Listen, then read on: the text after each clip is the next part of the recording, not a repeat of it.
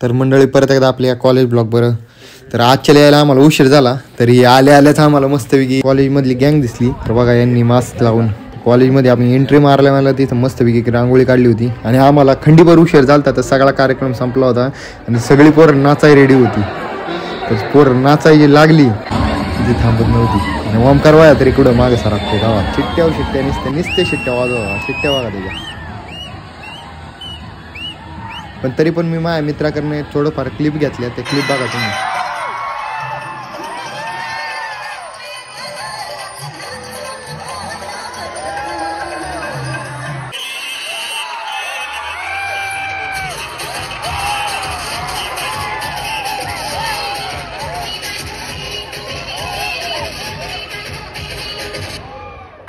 आता एक क्लिपा सुद्धा मी एडिट करतानाच बघतोय, पण बघून असं झालं की थोड्यासाठी लेट झालो.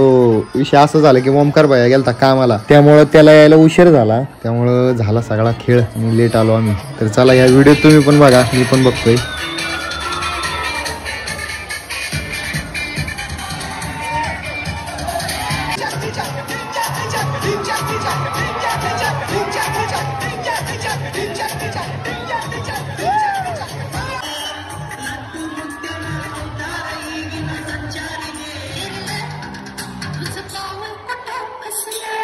तर एवढा कॉलेजमधला कार्यक्रम झाला, आम्ही गेलो आमच्या मित्राच्या कॅफेव.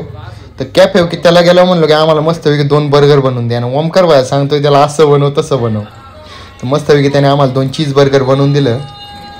त्याची इथं पॅटी त्यांनी शिजाय ठेवली. तर एकदम नादिक चीज बर्गर बनवलं त्या पोरांनी, काय पण म्हणा.